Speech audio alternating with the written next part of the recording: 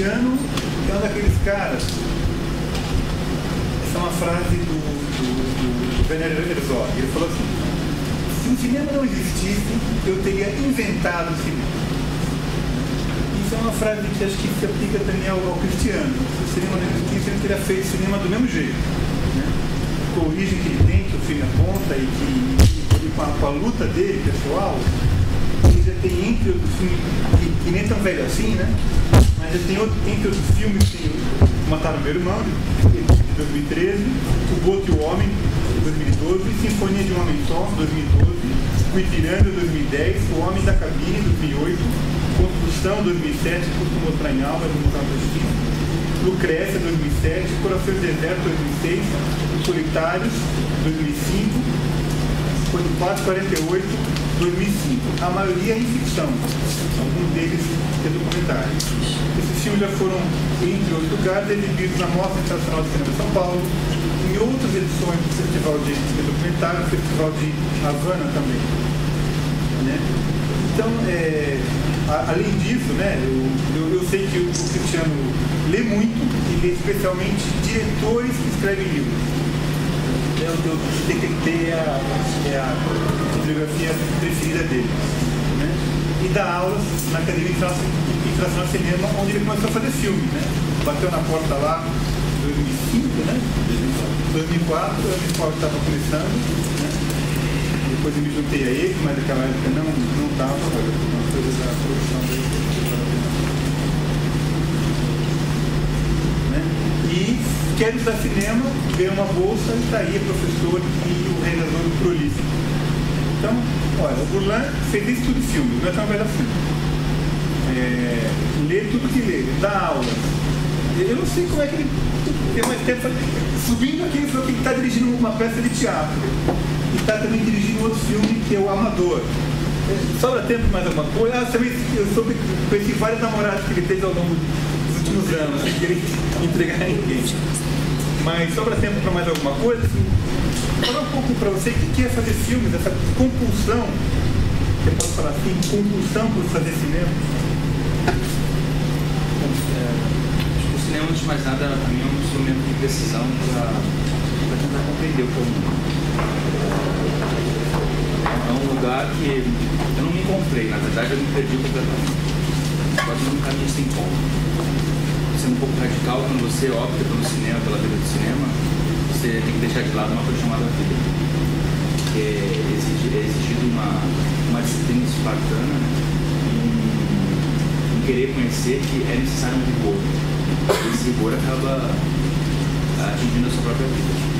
As namoradas não existem mais do que eu mais trabalho do que me relaciono. Isso é importante.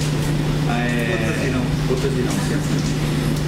O mais importante são os filmes, mas os filmes sem a vida, eles não têm sentido. Esse filme agora, eu estou acostumado a lidar com as críticas ruins, né? Em 2007 eu estava em competição na Verdade contra o documentário e eu fui vaiado nesse festival. Então eu não vejo muita diferença entre a aceitação de um filme e a negação desse filme.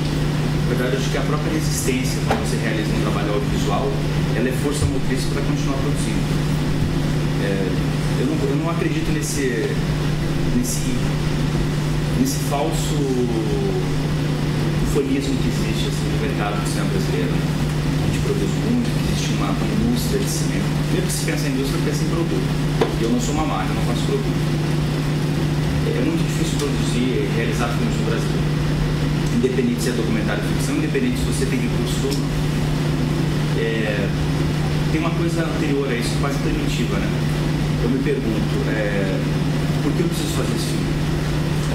Será que eu vou conseguir acordar de manhã e essa obsessão vai me oprimir? E eu preciso me expressar de alguma maneira. Eu quero falar as coisas, se alguém vai escutar ou não, já é outra história. Mas eu também acredito que a vida é mais importante que o cinema. O cinema na vida das pessoas não tem nenhuma função prática. Você acorda de manhã, você toma café, você vai trabalhar, você acaba um relacionamento e a vida continua, né? Os filmes são muito importantes. Então o filme ser aceito e ganhar prêmios é uma consequência só do trabalho, mas isso não é importante. O que eu aprendi no cinema é me manter estável. Mesmo quando pretensamente você está por baixo, né? Quando as pessoas não querem ver seus filmes, quando você não entra em nenhum festival, quando você não é premiado, ou quando você ganha prêmios e todo mundo te chama para falar sobre o filme e você vai na TV e sai no jornal e as pessoas se interessam pelo que você tem para falar, mesmo que seja insignificante. O mais importante para mim é conseguir condições para que eu possa realizar meu trabalho em um lugar que eu me sinto confortável, onde eu encontrei meus grandes amigos e meus parceiros.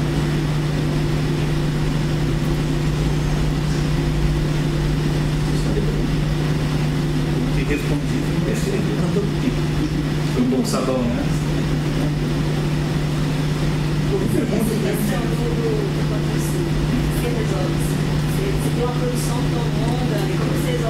São 15 filmes, né? Eu tenho outro longa que não está aqui, que é de outra produtora que eu não costumo citar. Meu primeiro longa de ficção é de 2005. Estreou na mostra, participou de alguns festivais, mas não teve distribuição. E eu fui contemplado na Agência Digital ano passado, com o Etnodoc. Eu tentei outros, não fui contemplado. Eu sou a favor do fomento público para a produção cultural de um país, mas eu acredito que a produção cultural de um país ela não deve estar escravizada única e exclusivamente pelo fomento público, né? Existem outras possibilidades, quais, por exemplo, fundos de investimento direto, ou até mesmo pegando, não sei se vocês conhecem um cineasta português chamado Pedro Costa. A primeira questão dele é que ele não vê diferença entre documentário e ficção. O que interessa é ele filma a vida, como ele mesmo diz. E o set dele tem 4, 5 pessoas. Equipamento, técnica, e os atores são pessoas reais que ele ficcionaliza. Então é um exemplo de que antes dos meios que você tem para produzir, tem uma coisa anterior a isso, é o que você tem a dizer, né? Antes de apertar o disparador de uma câmera de cinema ou o REC de uma câmera digital, qual é o meu discurso? Por que eu vou fazer mais um filme sobre relacionamentos? Né? Por que eu vou pegar minha câmera e vou filmar uma questão da pobreza, vou estetizar mais uma vez a violência e a pobreza como todo mundo faz? Qual é o meu olhar diferente sobre isso? Essa é a questão, além de outras, claro. Mas é óbvio que cinema, documentário, audiovisual, você precisa de dinheiro, pelo menos um mínimo de recursos, né? Ficção, normalmente eu costumo filmar após as 14, porque normalmente eu não tenho dinheiro para pagar o almoço para os atores. Então os atores que eu trabalho já estão acostumados com isso, né? Até porque são meus amigos. E eu não escolho as pessoas que trabalham comigo, né? E quando eles vão embora, eles sempre me abandonam, porque as pessoas começam a achar que eles são bons atores, vão trabalhar com outras pessoas, ou se cansam da minha obsessão do cinema. Mas com ou sem dinheiro, eu sei que eu estou num lugar onde mesmo que a negativa, as portas fechadas, sempre foram um instrumento a mais. Acho que nem existe a situação ideal para ser realizada. Se fosse a situação ideal, não seria processo criativo. Aí talvez seja uma fábrica que está tudo engendrado ali, de montagem, né? E eu não preciso assim, uma máquina. Como você descreveria Hollywood? Olha, eu nunca fui pra lá, né? Deve ser um lugar interessante. Diz a lenda que tem os dois lugares do mundo mais incríveis para se filmar no cinema é Los Angeles, que é o menino, né? Cidade dos Anjos, e Sintra, em Portugal. Glauber praticamente morreu em Sintra. Tem essa caricatura de Los Angeles, de Hollywood, mas ao mesmo tempo resolve morar lá. Ele acha o lugar mais incrível do mundo para se morar. Ele acha que é uma Disneyland ao contrário. E ele não frequenta as festas, ele não tem acesso a todo esse dinheiro, mas ele vive lá e produz os filmes de lá há muitos anos. Falar assim, cinema americano, falar mal do cinema americano, nota-se uma certa ingenuidade de conhecimento do cinema americano. Eu posso citar aqui alguns grandes mestres que são influência para qualquer realizador do mundo. Howard Hawks, Samuel Fuller, Nicolas Day, Cassavetes. E alguns diretores da atualidade também fazem um cinema incrível. Eu não estou falando desse produto audiovisual barato, rasteiro, com essa dramaturgia barata, né? Convencional, aristotélica, aquele gráfico lá, o cara que sai de casa, resolve disparar o colega para a jornada do herói. Não estou falando disso. Quem quiser se aprofundar nisso tem que beber na fonte. Não pode ler esses manuais, tipo Cinefield, manual de como fazer roteiro. Essa maneira de se contar histórias é ocidentalizada a partir da poética de Aristóteles. Mas essa maneira de se narrar não nasce, isso é anterior. O primeiro poema épico epopeico da história da humanidade registrado pelo humano chama Gilgamesh. Se não me engano, ele data de 10 mil anos antes da Bíblia. Existem maneiras e maneiras de contar a história. A gente está escravizado por uma só. Né? Acho que o cinema está escravizado, tem um encadeamento lógico por duas questões. Primeiro, essa coisa aristotélica, essa maneira de se narrar, e a outra é griftiniana. termos de linguagem, de decupagem. O cinema evolui um passo e o grid desce. A gente está sempre voltando para Griffith. Griffith é considerado o pai da montagem paralela e da decupagem, mas na verdade 3 anos antes na Itália um cara chamado Pastore dirigiu um filme de 3 horas, onde se percebe pela primeira vez uma consciência de decupagem e a montagem paralela chama Cabiria. O filme Noite de Cabiria, referindo uma homenagem a esse filme. E quem restaurou foi um brasileiro, um dos mais restauradores de filmes do mundo, é um brasileiro praticado. Mas quando a gente não conhece. Então, assim, traduzir para os leigos, que aqueles meus alunos também são leigos, que estão aqui, né? Montagem paralela é: mocinha grita, o herói e vem a cavalo. A mocinha grita, o herói vai a cavalo. Corda no pescoço, ela vai a cavalo. É simples assim, que para nós já é. Os nossos avós já era carne de vaca, mas foi uma descoberta incrível, que as pessoas vão entender. Enquanto ela grita, o herói chega. Né? E decupagem, você sabe, nós temos na última aula o fato de você ter uma ação, você não filmar com a câmera aberta, como era, aliás, o primeiro cinema, você filmava tudo assim. Tem tudo lá, você filmava assim. Um detalhe aqui, outro aqui, né? Também as pessoas vão entender. Você mostrar aqui um detalhe, ali outro detalhe, vão entender que pertence à mesma cena. Não é óbvio, não é trivial. Alguém que for falar vai dar certo para os outros fizerem. Foi o que. Parece óbvio, mas não é. Eu cito outro exemplo na aula de como exemplificar a montagem paralela. Vocês lembram do Poderoso Chefão, quando o Al Pacino toma o poder? Ele está benzendo o filho na igreja e paralelos são mostrados os seus inimigos sendo assassinados. Esse é o exemplo mais óbvio. Mas acho que a grande montagem paralela do cinema está no do Einstein, na cena você tem a guerra na Praça Vermelha e a ponte levadiça com o cavalo caindo. E é considerado o primeiro videoclipe da história do cinema. Chegou? Enfim, você é bom de produção. Esse é meu autor fetiche com falta de opção. Trabalhou comigo na montagem do filme também.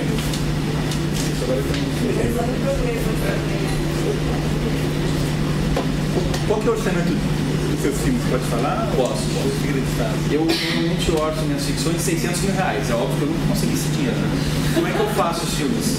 Eu pego minhas economias, eu gasto muito pouco, e eu forço o filme em 600 mil, mas acabo fazendo cotas de 100 mil reais. Eu tento vender essas cotas. Até hoje o máximo que eu consegui foram vender 3 cotas. 3% do filme. Mas eu acredito que agora há possibilidades de que eu consiga ir mais longe. O Kubrick, quando fez o primeiro filme dele, agiu dessa maneira. Ele falou: tem um filme, chegou para todos os amigos e falou assim: eu quero que você me empreste $100 e daqui a 6 meses eu vou te devolver 200. Dá mais que a poupança. E os amigos apostaram nele, ele devolveu os $200. E isso é muito comum fora do país, né? Isso existe hoje em dia na internet, né? Mas aí é mais impessoal, né? Eu ofereço as cotas dos meus filhos, eu falo: olha, se ganhar uma palma de ouro em Cannes, se você comprar 1% de 50 milhões de dólares de distribuição pelo mundo é 5 milhões de dólares, é 5 milhões. Então, isso é o mais alto que pode acontecer. O pior é você levar o DVD com o seu nome lá, coprodução, para sua tia no interior, em Pindamonhangaba. Mas eu estou sendo uma anedota, mas exemplos de é possível fazer seu filme, né? Você pode fazer seu filme com a câmera que você grava no aniversário em casa. O cinema não é bitola, não é formato. Antes de mais nada é uma ideia, né? É o olhar de um ser humano sobre o outro através de uma lente. Também, né? Vamos ver?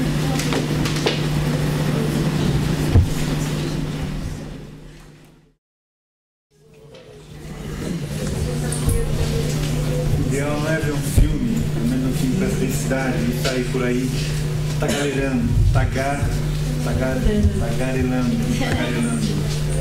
A gente não tem tempo para tomar um cafezinho, deixar sentar, daqui a pouco, né, a própria vida. A gente pode beber depois também. Mas agora temos que tagarelar. Você sabe, no seu professor, vocês deixaram que falando daqui até amanhã. Então eu vou fazer uma força aqui e tentar abrir para perguntas e eventualmente faço alguma intervenção no meio. Peço, aliás, que alguém circule um papelzinho com os meus alunos para marcar presença depois.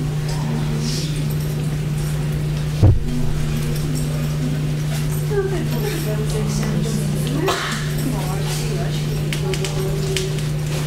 e se você não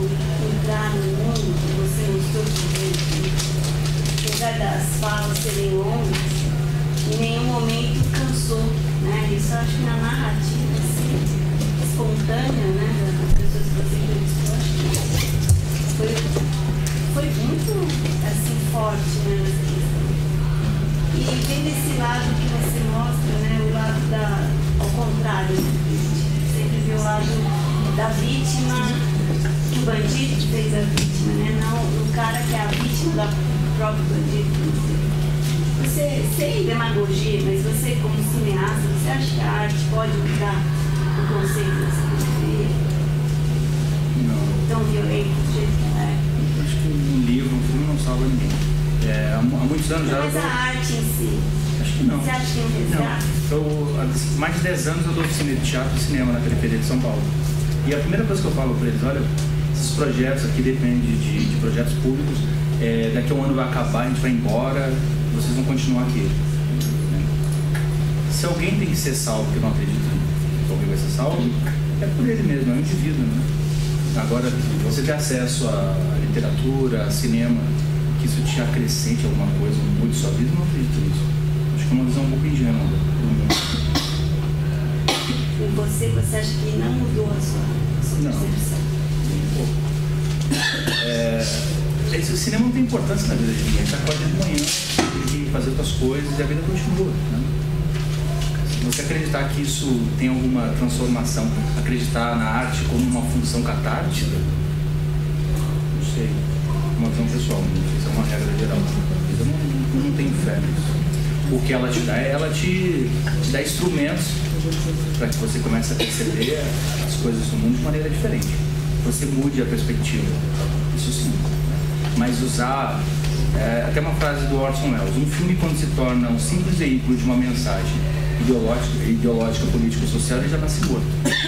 Se eu usar o cinema, ou qualquer tipo de expressão artística, como propaganda das minhas ideias, ou para educar alguém, eu não estou respeitando aquela pessoa e nem o meio que eu me expresso.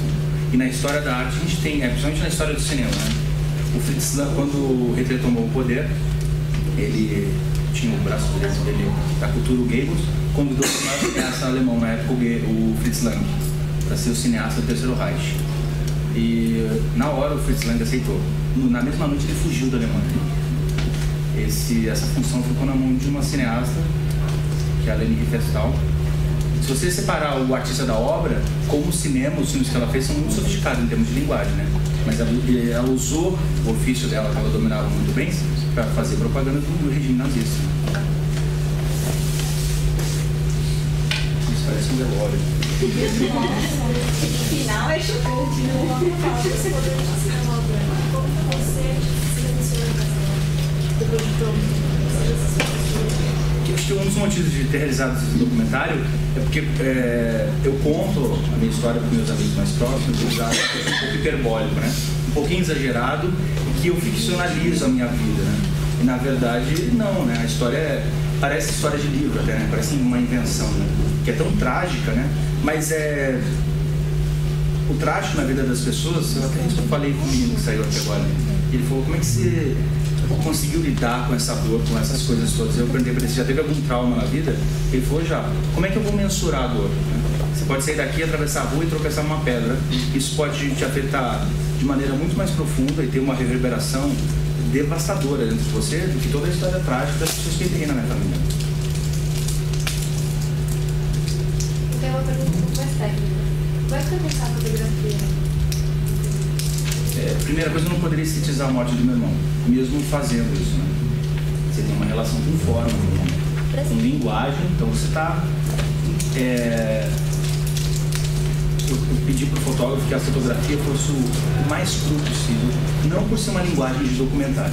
Na verdade, eu não acredito também na diferença entre documentário e ficção, mas que ela fosse crua e uma opção pelas entrevistas que elas fossem o menos editadas possíveis, que fugisse desse esquema meio jornalístico de eu quero construir um discurso, então eu capto a ideia, entrevista pelo personagem, e depois eu vou construir esse discurso para construir o meu discurso, sabe? E eu não respeito a ideia ou o discurso daquela pessoa. Eu também acredito que quando... Isso é fé. Fé na imagem e no som, né? Fé numa coisa epifânica, catártica do cinema. Eu não acredito em improviso, mas essa coisa da epifania, ela acontece quando você está atento. Tem alguns momentos ali que parece que é ficção, né? Aquele plano, aquele panorâmico para a esquerda, que entra aquele avô com um neto ali, aquilo ali foi acaso. Então, o acaso acontece. O Antonioni dizia que a grande qualidade de um diretor, antes de mais nada, é olhar e ver. Então, os discursos, antes de entrevistar, eu já tinha decidido, eu quero editar o menos possível. E as entrevistas são longas, né? Eu, então, assumo uma certa precariedade, pretensamente técnica, né? Eu uso alguns planos que, quando eu tinha 20 e poucos anos, eu jamais usaria. Porque era um esteta formalista e eu queria mostrar para os outros que eu sabia filmar. Hoje em dia, com 37 anos, eu já perdi essa necessidade. Eu já domino o ofício, eu já não penso mais nisso, né? Então, a técnica no cinema ela acaba se tornando um meio, não um fim. Então, eu abdiquei de um esteticismo que beira uma certa... É o que acontece no cinema brasileiro hoje em dia, né? A fotografia perfeita. Como é que eu vou querer fazer filmes perfeitos se a vida não é perfeita? Né? Eu vou começar um filme de maneira ingênua até. E eu vou querer domar e dominar uma coisa que é indomável. São essas incongruências da vida, né? Mas é um risco que você corre. Você não sabe se a pessoa vai ter carisma, se é aquele personagem, porque ninguém é natural diante de uma câmera. Conseguir que a pessoa consiga se expressar e se abrir ali, não sendo um ator, é muito difícil, né? Mas eram pessoas que eu conhecia, meus parentes. E eles se abriram em 4 planos para minha lente. E por um acaso eles têm um certo carisma, né? Mas normalmente, num documentário convencional, o que você faz? Você tem dinheiro, você contrata uma equipe de pesquisa, como o Coutinho faz. 10 estagiários entrevistando muita gente, 100 horas de material, depois ele assiste tudo isso e diz, olha, essa pessoa tem carisma, aquela não. Nada é um acaso no cinema, tudo é manipulado. E o documentário ainda eu acho que é do segmento de cinema mais ficcionalizado. Porque é um personagem, é uma pessoa real, só que ela não é natural diante da câmera, né? Ela é uma projeção de si mesma. Então é o mais falso ainda do cinema, eu acredito que seja o documentário. Então nada no cinema tem tal acaso ali.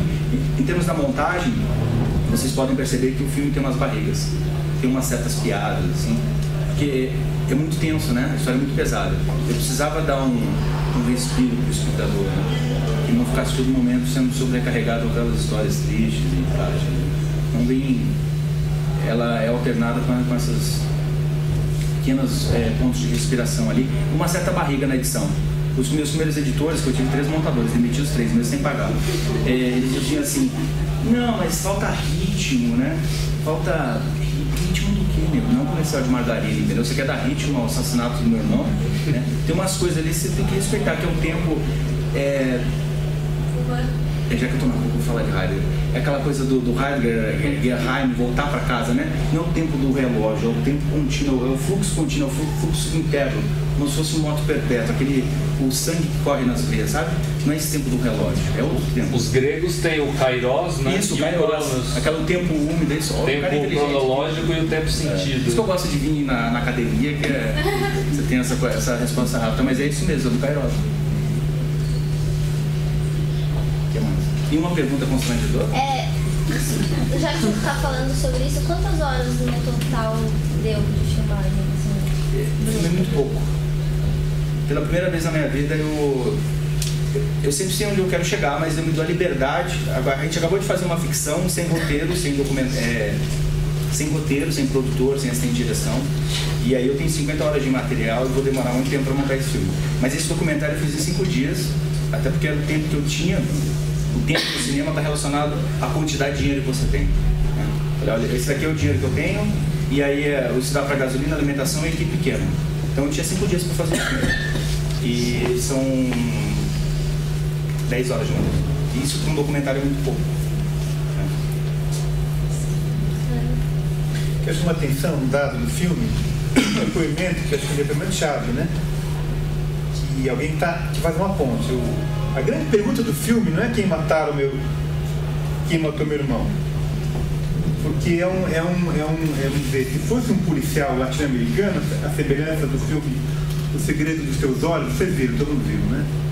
Você sabe quem é o assassino no primeiro terço do filme, depois é pegar o cara que dá os 500.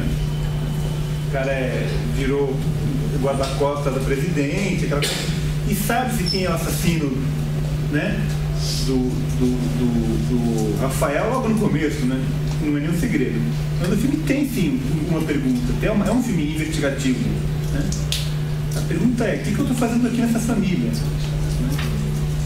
O que o autor, é o Cristiano perguntando, como é que é minha família? E o que eu venho falar, o que eu venho fazer aqui? E para isso tem uma pessoa que explica. Eu não sei o nome dele porque não... Tiago.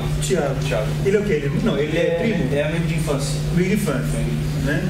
Que é um depoimento incrível, que dura 22 minutos e tem 2 cortes. Oi? Parece.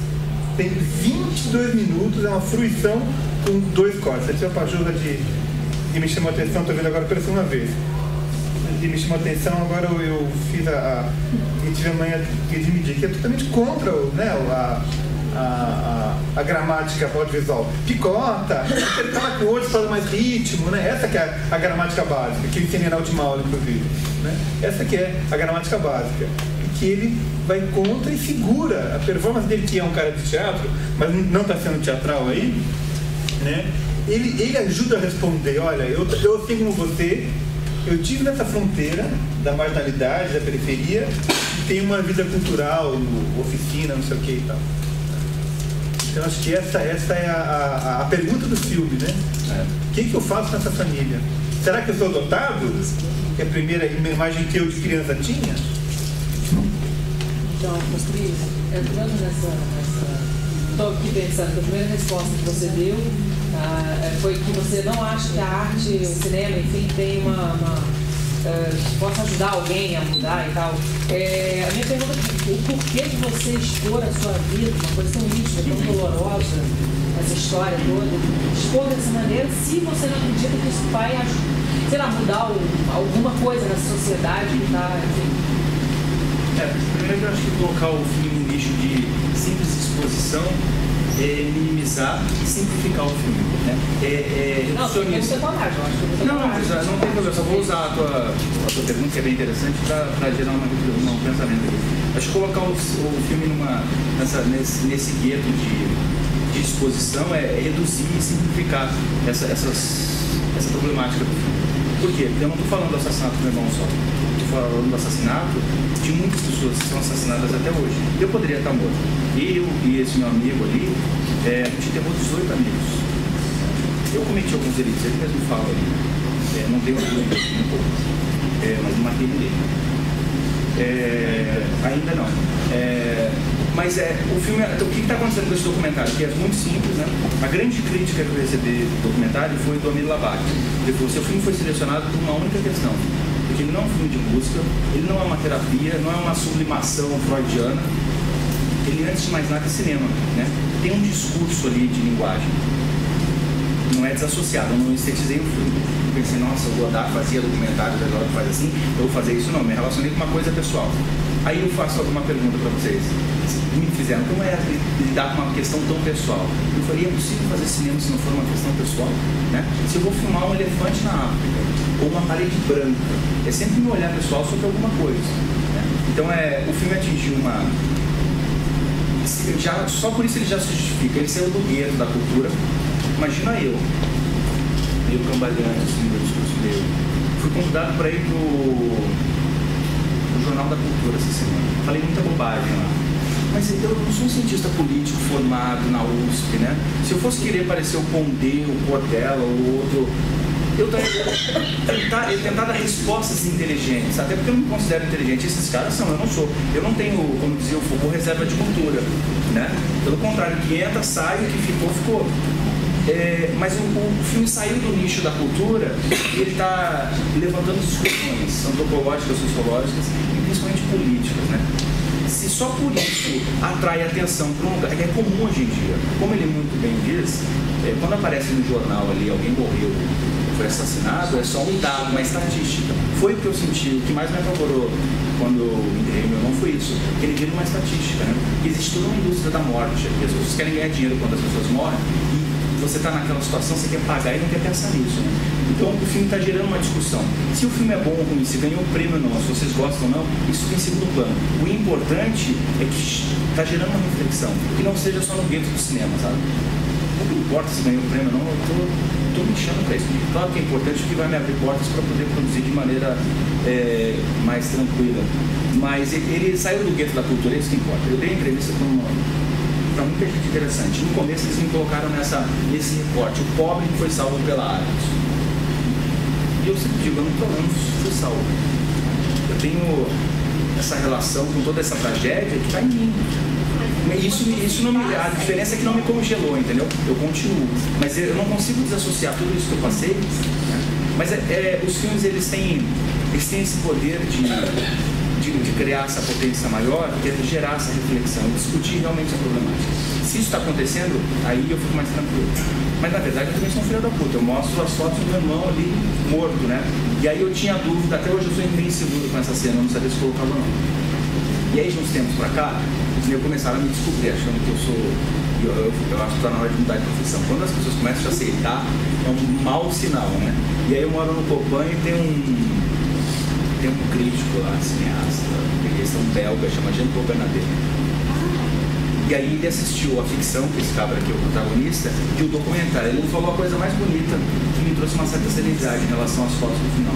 Ele falou assim, não se sinta culpado, porque é muito bonita a cena final. O seu irmão parece um Cristo crucificado e você purifica ele. Quando ele falou aqui, pela primeira vez na vida, eu recebi uma crítica, independente se é construtiva ou destrutiva, mas uma crítica tão profunda que foi uma vítima dupla, sabe? Essa acho que foi uma grande crítica. Mas é isso, eu acho que o filme ele atingiu um nível de discussão que rompeu o gueto da cultura. Só por isso já valeu a pena ter realizado esse documentário. Eu acho que realmente é isso que eu estou falando. É muito simplista falar que é só uma exposição. É óbvio que é uma exposição, né? Eu estou me expondo ali. Mas quando eu filmo um rosto humano, existe uma coisa que é via de mão dupla, né? Se eu filmo um rosto humano e aquele rosto não me comove, então eu sou um mau cineasta, um mau realizador. E principalmente um mau ser humano. Eu só quero fazer filme bonito para ganhar festival e para ser um profissional da área. E definitivamente eu não sou um profissional da área. Eu quero manter sempre essa coisa... é inocente, não é ingênuo, mas inocente do amador, sabe? Dessa relação amadorística da descoberta, do tesão de realizar o trabalho. Mas quando você mostra o seu ponto de vista crítico sobre essa situação, né, que aconteceu essa tragédia toda, você contraditório quando você diz que totalmente contraditório. Quando você fala se eu sou contraditório, eu tô vivo, né, filha? E a arte não te influenciou e não te salvou. É lógico, a arte te salvou de uma situação, de um universo, te resgatou. Não é você se salvou através da arte. Não me salvei, pode falar uma coisa? Eu teria dado mais certo como criminoso. Porque eu tenho uma mente prejuiciosa, sou extremamente obsessivo. Se eu fosse um traficante, um assassino, eu estaria rico agora, ou preso ou morto. Mas eu não estaria vivendo na Europa. Não é essa a questão. Eu não fui salvo. O cinema beira o crime, sabe? É o mesmo ato, né? É quase criminoso o ato de realizar um crime. Eu sou a transformação, você transformou a sua ira por um lado, você iluminou uma questão, pode estar assim. Pode ser. Mas assim, a gente fazendo agora um filme lá, né, sempre foi o limite que a gente ficava ali conversando, vendo o filme, de que antes de tudo é um filme. Um documentário, Então tinha muito essa. Mas ficava nessa contradição, assim, a cena ou não. Rafael no final e tal, não sei o que, chega uma hora que você fala, bom, escolhe aí, né, meu irmão, faz o que quiser. Mas é um tipo de filme, né, porque essa coisa dessa coisa só da história pessoal tem muita tragédia e tal, não sei o que, isso não vira filme. Tem que ter algo além dessa coisa. E tem outros lugares muito mais interessantes para fazer política e brigas e afins do que eu particularmente acho que fazer filme, peça e tal. Então tem outros lugares hoje, assim, sabe? Hoje não, já faz tempo. Mas ao mesmo tempo ficava sempre nesse limite, né? Porque a gente ia falar o quê? Ia falar põe ou não põe? Tal cena ou tal cena, ou vamos olhar aquilo e tal, mas tem esse lugar ali. Ele faz a coisa que eu acho particularmente uma das partes mais difíceis, a hora que a irmã fala pra ele mais do que todas. Mas a coisa que eu gosto é que assim, você nem sabe quem é ele, e é o que é todo mundo, né? O Rafael é um monte de gente. Ele vários, assim, a mulher olha de um jeito e chega, não, ele não era drogado. Aí o Thiago Opio tem um cara foda, inteligente pra caralho, gente boa, tem uma puta visão, fala uma coisa muito mais ampla, mas um negócio, o primo fala um negócio, a irmã, todo mundo vai colocando um negócio e tem trechos, o delicado ali é mais bonito, essa coisa que eu digo do filme. A hora que chega o cara na casa pra conversar com o Cris, que ela tá lá e fala, fazer cinema é isso, que vai fazer e tal. Ele vai falar, eu não vou ter que falar sobre droga. Acabou, ele deu a entrevista inteira, não precisa passar, né? Então tem uma coisa fina um documentário, um filme, entendeu? Não é estou explicando todos os demônios da minha vida e tal. Antes de tudo, eu acho que é um filme, entendeu? Não, eu acho que foi um filme, entendeu? Eu também não achei que foi uma maneira de exorcizar seus demônios, não. Eu acho que a visão, a sensibilidade que você tem de conduzir, contar esse seu passado, tá muito lindo, tá muito lindo. Ela filmando lá. É muito bom. Você passa 2, 3 anos, até 4 anos fazendo um filme.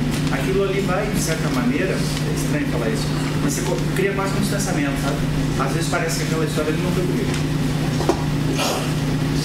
Fazer filmes tem um pouco disso, essa distância.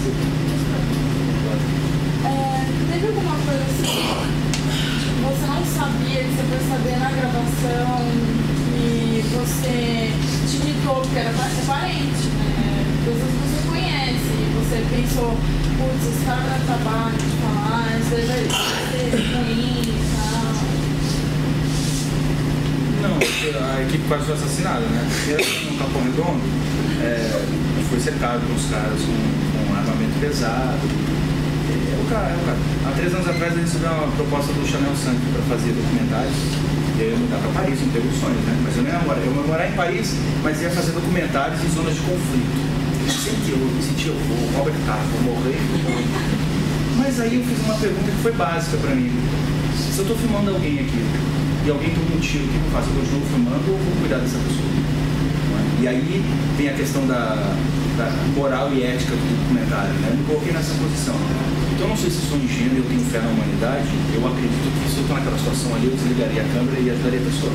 E eu não aceitei emprego. O que é mais importante não é o cinema. Eu acho que mais importante do que a arte, essas coisas todas, é uma palavra, a rapaziada sai aqui em São Paulo, vamos andar de bicicleta. Começa a falar pro cara que mora no Capão Redondo que ele tem que andar de bicicleta, trabalhar 30 quilômetros até o centro, ou então mais amor em São Paulo. E compaixão, né? O cara tá lá na rua, fumando pedra, fudido, você prende ele, dá porrada, põe numa clínica e você leva pra sua casa. E conversa com ele, pergunta o nome dele, né? Tem uma questão de compaixão aí, né? O trato com o próximo, se perder um pouco isso, né? Ficar no discurso, no verbo é fácil, né? Mas quando acaba o verbo, né? O que você faz, né? É questão de... o campo das ideias é muito bonito, né? Mas aí tem a vida prática, o dia a dia ali, a labuta que é difícil. Acho que você passou, assim, você está falando que a gente assistiu exatamente o que você quis passar. Apesar de não ter esse domínio que quem está falando, passou exatamente o que você acabou de falar. E essa cena final, você fica na dúvida das fotos, né? Porque o tempo todo a gente quer ver o relatório das fotos, né? Pra quem é ele, né? A gente não vê as fotos, né? Ela vê as fotos, a gente não vê as fotos. Vocês lembram do documentário do Herzog, O Homem-Urso? Que é a cena onde o personagem é comido pelos ursos, né? E só o Herzog escuta ali, né? E pra mim aquilo me pautou sempre nesse filme, né? O que mostrar ou não, mas isso tem a ver com o Hitchcock também, né? Coisa que o Júlio falou agora o Hitchcock chamava de MacGuffin. É uma coisa que não é uma coisa. No Festim Diabólico ele já mostra o filme, você sabe quem matou, onde está o corpo, né? E aí no drama, a tragédia, né? A dramaturgia não está em esconder o espectador, mas pelo contrário, que o espectador seja um parceiro, cúmplice, né? É cúmplice. E aquela cena que eles falam que você pegou o seu irmão, bola, aquela coisa do corpo vazio, da coisa O morta. outro fala, né? O outro fala que ele tirou, ele não fala. No final, então essa cena não que você vê ele imóvel ali, mesmo tem aqueles 22 minutos, 22 minutos, e com o mar no fundo, quer dizer, ele dá um respiro pra gente, ao mesmo tempo conta toda a história. Se fosse aquele mar, aquela cena não seria. Pois é, aquela locação ali, depois daquela cena, assim, o acaso, o avô, que é um avô, né? Mas sabe o que foi engraçado? Quando a gente tava... Eu vi que funcionava um pedaço, né, de começo, aquela preta, discurso com aquele... Parece um telemarketing do celular, né? Eu fui assistir, daí a gente tinha acabado, eu levei pra praia, fui ver com meus pais, meu pai não é um monstro. A gente assistiu o filme, meu pai dava risada e minha mãe desesperada na cena. Porque aquilo, então eu achava aquela contradição já tava ali na cara, entendeu? Porque aquilo lá, óbvio, né? Como que eu busco o resto mortal do meu irmão? A mulher parece estar falando, ai, passe lá embaixo, vou estar atendendo o senhor. Parece que é qualquer bosta e eu, porra, ainda depois tirou o corpo do lugar, se avisa, ai, mandamos uma carta, senhor. É grotesca aquela cena. Então ela já desde o começo fica esse choque ali, né? Porque, e a gente vê no cinema, tem gente que ri, né? É estranho, já desde cara tem aquele estranho ali. É muito estranho, muito estranho. E aí foi uma cena engraçada. Mas a ideia foi dele. Ele não monta o filme, mas ele foi meu parceiro criativo assim na montagem. A ideia de começar o filme com tela preta e com aquele telefonema foi ele. Eu ia falar da montagem, né? Eu acho importantíssima a montagem do filme, né? E o fato do Lincoln ter montado, se fosse dispensou 2 amigos, né? Depois o Lincoln montou, e eu enxergo isso, pra mim é quase uma ficção, porque dessas barrigas, essas quebras, esse descanso, né? E a visão, o menino mora em 19, né, o montador, e mora na periferia, mora no Capão Redondo, né? A importância disso, eu acho, tem tudo a ver com o filme, tem ele ter ajudado a montar esse filme. O rapaz que montou comigo, ele chama Lito, ele estuda lá na IC, se formou agora, e ele que é o montador do filme. Ele mora no lugar onde eu morava, na quadra de dentista no Capão Redondo. Mas ele renega completamente isso, ele acha que ele é um cineasta, foda-se se ele mora no Capão Redondo ou em Beverly Hills. A coisa que ele mais odeia quando associam ele a isso. Aquela Eleonora de Lucena, que é uma jornalista muito interessante da Folha, fez uma entrevista comigo de 3 horas. Eu queria parecer inteligente, aquela coisa de querer parecer as coisas pode. Aí gastei toda a minhas frases de caminhão. Qual foi o recorte que deram lá, né? O pobre, esse bandido que foi salvo pela arte. Eles já tinham uma ideia do que eles queriam mostrar. Né? Por isso que no jornal eu esculachei. E sabe o que é pior? Dobrou o Ibope e me chamaram de novo. Aí eu pensei, eu vou ser um palhaço que vai falar bobagem na TV, mas ao mesmo tempo, essa possibilidade de falar alguma coisa e ter alguém para escutar, isso é único. Né? Então eu vou de novo. Eu quero pegar o Condé, o reaça de carteirinha, vai ser do caralho essa discussão. Esse é um negócio assim, você acha que esse é o melhor filme, não? Você tem alguma visão sobre isso? Eu não comparo, eu fiz muito filme, mas eu fiz muito filme ruim, sabe? Ruim mesmo, tem os ruins com estilo e tem os ruins ruins. Porque o cinema, antes de mais nada, antes de ser arte, é um ofício. E você precisa aprender esse ofício. E cinema não se ensina, se aprende na prática. Então eu não consigo comparar os filmes. Cada filme é porque o cinema beira uma questão de filme, mas beira também você deixa um pedaço de você ali, né? Cada filme que você faz, cada rosto que você fotografa, é um pedaço de você que fica.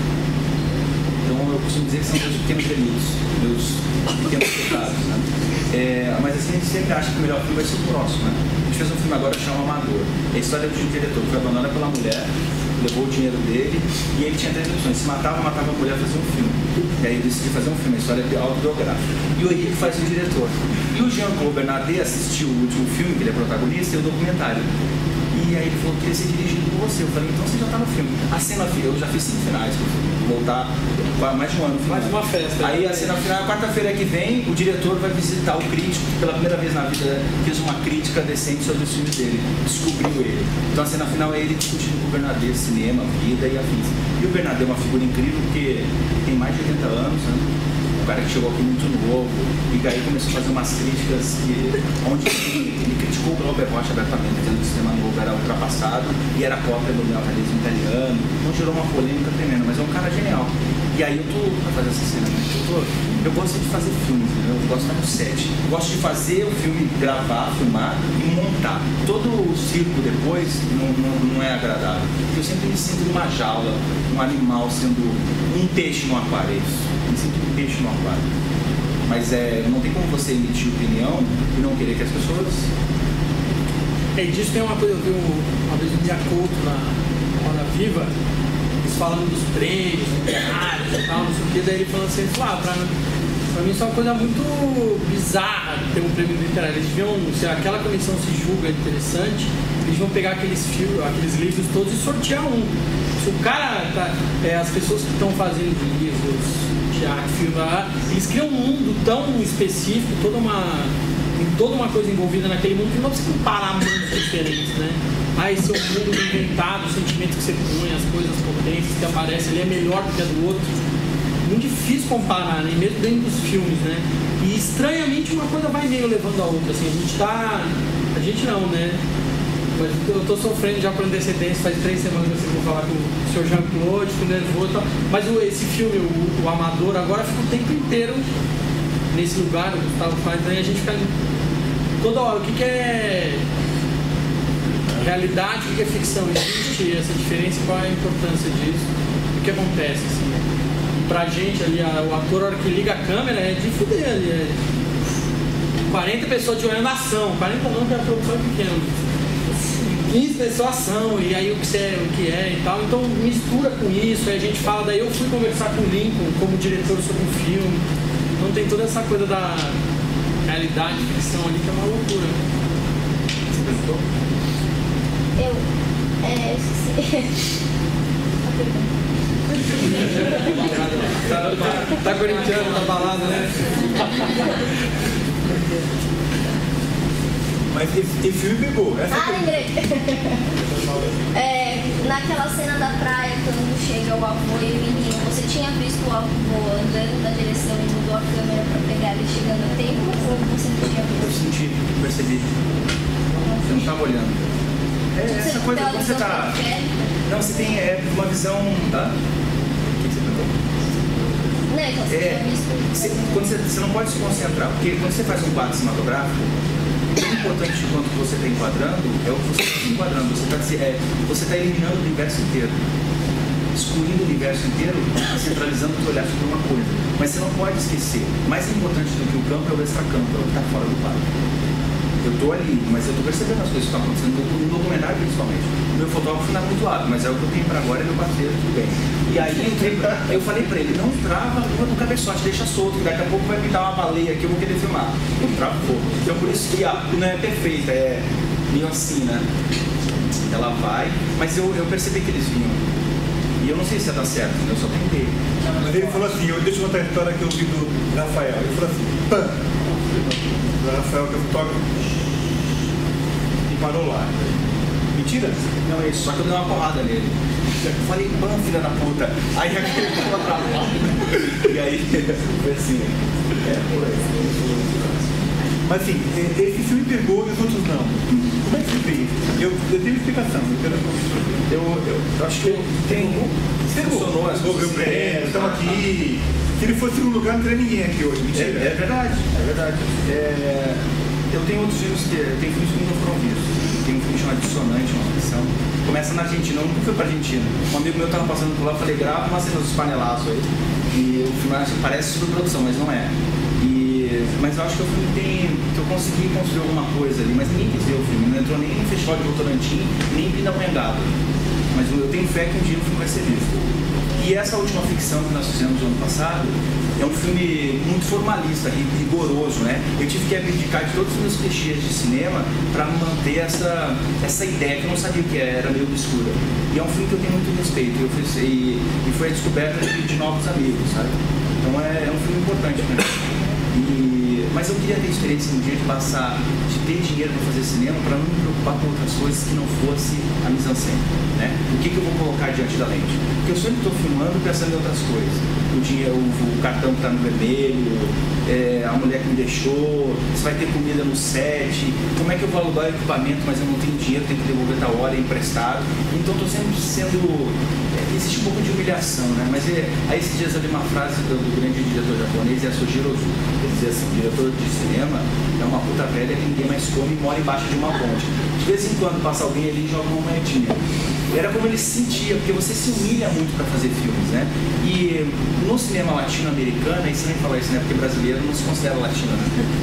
A história do cinema latino-americano, a própria falta de recursos vira estética, né? Então a falta de recursos e a limitação de meios não pode ser desculpa para uma dedicação menor ou para uma entrega maior, né? Pelo contrário, se eu tenho pouco dinheiro, aí eu tenho que me dedicar mais ainda. Mas eu acho que eu não fiz um filme ainda. Eu acho que o cinema ele necessita de uma habilidade que não é cronológica, mas ao mesmo tempo é também, sabe? Eu acho que é impossível você falar algo sério sobre a vida antes dos 40, 50 anos.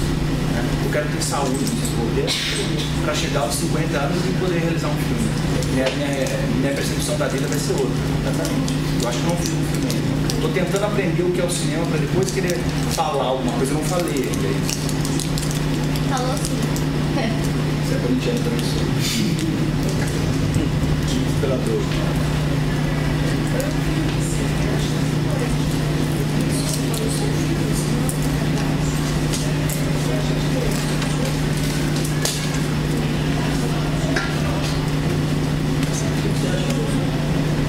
E acho que deu certo. E assim, acho que tem uma tendência, isso eu levou para sua, mas você acabou inserindo nessa contexto. Tem uma tendência contemporânea que legitima um filme pela relação biográfica do seu autor com o fato. É um desafio para nós que quando nós não temos essa relação.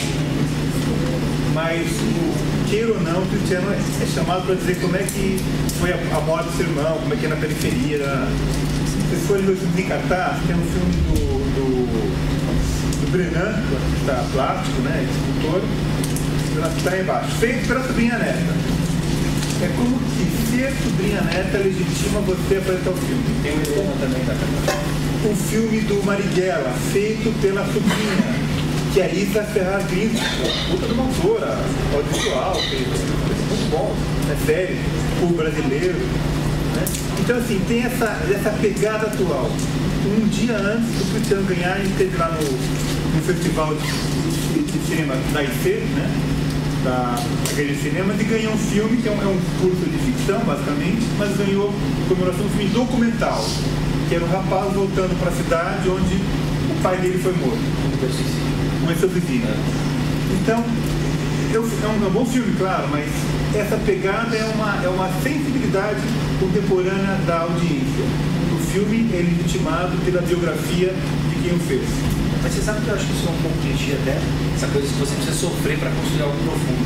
O Beckett teve uma vida burguesa, nadava, né, não usava drogas e pedalava, né, e a importância da dramaturgia para a dramaturgia a partir da segunda metade do século é de extrema importância, né? E outros artistas também não tinham essa...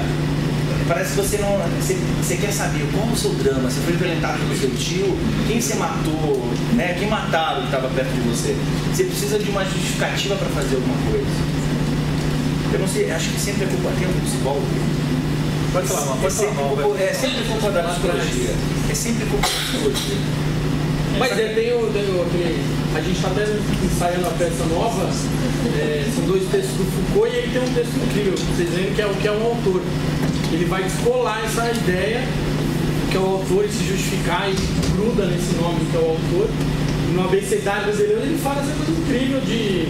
A gente banalizou demais tanto a literatura, o cinema e tudo isso, essa coisa de historinhas pessoais. Todo mundo já teve, não todo mundo, mas já morreram irmãos de forma violenta, já morreram tios, todo mundo já perdeu um amor, todo mundo já se fudeu, já aconteceu alguma coisa. Isso não vira um filme, vira uma obra, né? Não basta isso para ser um... Isso não... É condição necessária, mas não é suficiente. E para nós é um desafio, falar filme dos outros, né? Nesse momento agora. Não era assim, não será assim no futuro. Vai mudar, tudo muda. Mas nesse momento tem essa pegada. Quem é você para falar disso? Eu sei que o filme, por isso que eu desconfio desse filme, na verdade, esse filme precisa de um tempo de distanciamento. Porque gera uma certa... Teu filme. Por eu fazer parte disso, né? Parece que eu estou legitimado para falar disso. Será que eu estou mesmo, né? Será que o meu olhar não é tão mais distanciado e é uma certa caricatura daquilo que aconteceu comigo e eu não estou sendo bem filha da puta usando isso a meu favor? Você tem que desconfiar do teu próprio discurso, né? Acho que uma pessoa que faz filmes se leva a sério é uma pessoa que não deve se levar a sério. Tem que questionar a todo instante, porque a própria imagem, você pega uma máquina, capta a imagem de alguém, você leva para uma segunda máquina, manipula essa imagem, uma terceira máquina vai projetar essa imagem, né? A chance disso ser, frase do Nelson, o homem criou a máquina vai maquinizar o homem. A chance de você se deixar maquinizar por esse processo é muito grande. E não tem como se manter virginal em todo esse processo, né? Ainda mais quando envolve relações humanas e envolve o fundamental, o dinheiro. Quando envolve o dinheiro, ferrou, né? E aí no cinema tem uma coisa que tem em todas as áreas, mas no cinema esse é a 10ª potência, que é a vaidade, né? A coisa mais difícil no cinema é a vaidade. Pela primeira vez na vida, ano passado, eu fui com dinheiro. Foi a experiência mais apavorante que eu tive na minha vida. porque eu perdi amigos por causa do dinheiro. Por pouco. Mas não é o valor, né? Mas é a ganância do dinheiro, né? E aí as pessoas querem conhecer o ser humano e poder e dinheiro. As pessoas se revelam completamente. Aí eu fico pensando, será que eu quero dinheiro mesmo para fazer filme? Ou eu quero continuar fazendo filmes pobres de maneira pobre? Que as relações... Mas aí você tem que desconfiar do próprio discurso. Né? Eu só vou entender esse filme daqui a uns anos, não é agora, né? O calor das emoções. E eu sei que tem um pouco isso, porque o filme gera uma certa comiseração, né? Uma certa pena. Mas eu provoquei isso, foi uma escolha minha. Mas eu sei que gera isso, né? E será que essa pena não cega um pouco as pessoas por uma crítica sincera sobre o filme, realmente? Né? Será que eu ganhei prêmio da crítica no festival? Que é difícil ganhar o prêmio principal do júri da crítica. E a crítica, esses caras da Nova Crítica lá na Brasil, eles sempre acabaram comigo. Mas não é porque eles não gostam dos meus filmes, é porque em 2006 eles fizeram uma crítica no número longa que foi muito cruel. E só que o cara não era um semi-analfabeto, não sabia nem escrever, foi lá no blog e falou mal pra caralho. Aí eu falei, cidadão, primeiro você não sabe escrever, né? Você é um pastiche da novela e vaga. Foi lá e copiou uns textos, traduziu e é ruim.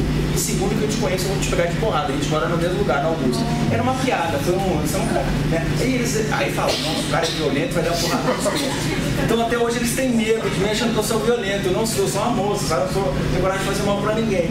E aí eu tô estigmatizado por essa... Agora eu aprendi que você tem que ficar lá, não deixa eles falarem, se degladiarem, bem, mal, estão falando o que importa, né?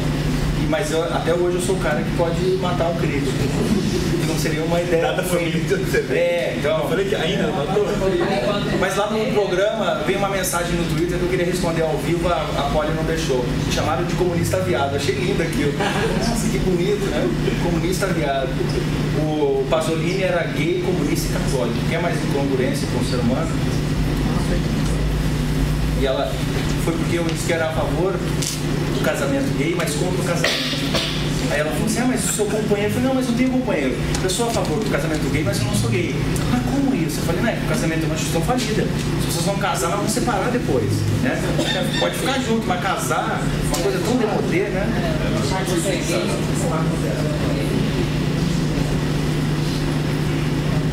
Quem tem uma crítica ao filme? Incisiva, direta. Todo mundo achou bonito, emocionante. O pessoal tá com medo de tomar porrada.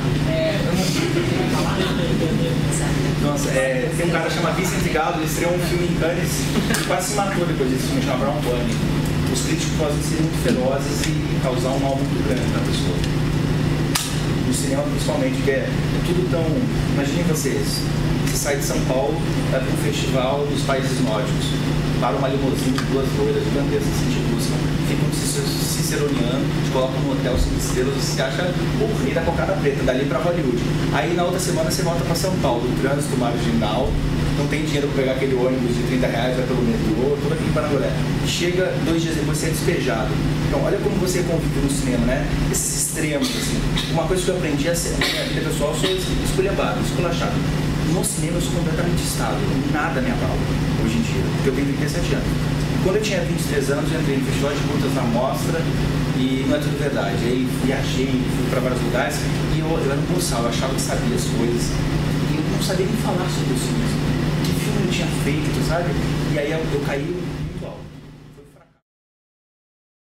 Com pessoinhas carentes, com pessoinhas que têm alguns tipos de necessidade, ele tem que fazer isso, procurando para eles melhores formas de existir. Ou seja, você tem que dar para eles, empoderá-los, como ela usou a expressão. Você vai empoderar essas pessoas, para eles encontrarem os seus caminhos, as suas soluções, tá certo? Com o seu apoio, o seu amparo, a sua forma de fazer. Mas você não vai ser a mãezona. Assim como o professor não pode ser mãezão. Você não é mãe, tá? Você é assistente social. Você vai prover condições para que ele tenha condições de cidadania e pessoais, de ter um existir melhor nas suas formas de atuar e ver o mundo. Isso tem que estar associado, certo? E isso leva a uma responsabilidade muito grande, porque é um papel educativo, é um papel de educação social. sociais, enfim, se você tem prova de que você esgotou as instâncias nacionais relacionadas a uma violação de direitos humanos, isso então forma a base jurídica para você pedir uma condenação internacional em Washington, que é a Comissão da Organização dos Estados Americanos, que então vai analisar esse pedido para então remeter para um julgamento na Corte Interamericana de Direitos Humanos, que fica na Costa Rica. Agora, o que falta regulamentar? Falta regulamentar as decisões.